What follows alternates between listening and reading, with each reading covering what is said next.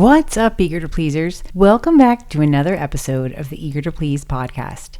As we round out our final week discussing the topic of moving on and letting go, I found myself reflecting on what parting words I wanted to leave you with before we start a new chapter together. And I came across this question: at what point will you decide you deserve a better standard for yourself?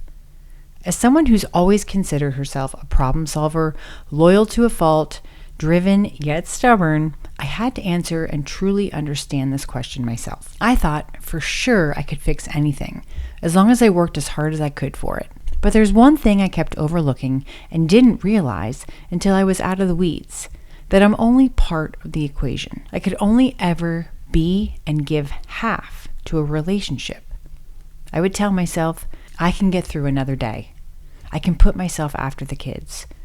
I can work harder to make up for what, insert person's name here, is not doing to help. And I did all of that, but at what cost? The problem with these statements is that they all start with I. There's no us or we. And as much as you think you can change people, you can't. You can only ever give your 50%. The other person has to be willing to give their half to the relationship too. Whether it's a friendship, relationship, divorce, job, casual encounter, or a traumatic event, moving on can only happen when you decide you want better for yourself. I found this article written by Joyce Chen, a life coach who went through a similar season of change, and she outlines 5 questions that we should ask ourselves to help us decide whether it's time to move on from a relationship. I found them to be helpful, so I wanted to share them with you. Number 1, are you getting the basic respect every person deserves? Let's say you're in a challenging relationship and the other person is treating you badly. You know you care about this person, but you're constantly second guessing if this relationship is worth saving. Ask yourself these follow-up questions. Are you willing to be disrespected by someone else?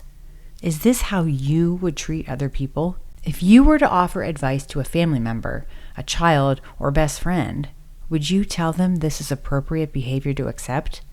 If the answer to any of these questions is no, then you have your answer. It's time to think about moving on. Number 2, are you living a pretend life and compromising your boundaries and authentic self to be part of this relationship? Sometimes we pretend to impress others. That's just natural human instinct.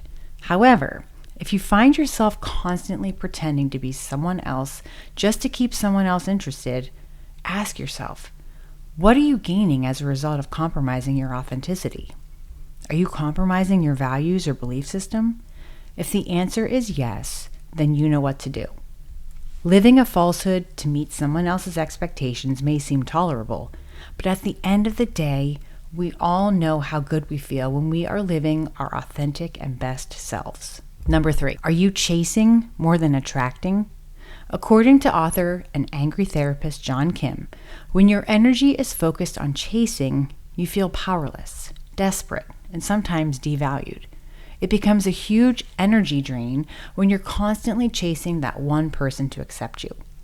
Attracting means living your life power-filled through your truth and passions.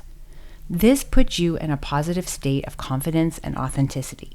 Wouldn't you want to be with someone else who projects an attract vibe versus a chase vibe? If you answered yes to chasing, then it's time to figure out what you're actually chasing in the relationship, and if its value will ever make the drain worth it. Number 4, are you both nurturing each other to be better versions of yourselves? Does this relationship make you a better person? When we're in relationships, friendships, or even jobs with the right people, we often feel a lightness, a flow, and an internal joy. We feel inspired, fulfilled, connected, and appreciated. When we feel these things from someone, we often reciprocate this energy back into the relationship. The key here is for this to be continuous, not one moment or occurrence. If this is not the case, then it's time to think about moving on. And number 5, can you accept the possibility that there's someone who will love, accept, and appreciate all of you? When my marriage was ending, I was certain I was going to lose the one I was supposed to be with. But limiting myself to that mindset made it more impossible to move on. I was caught up in the guilt and the fear of failure that I felt stuck.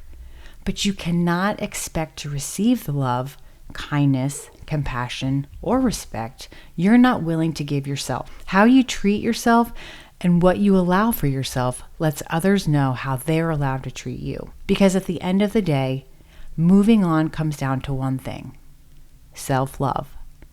Thanks so much for joining me, and I'll see you back here next week for our new episode and our new theme. We'll see you then.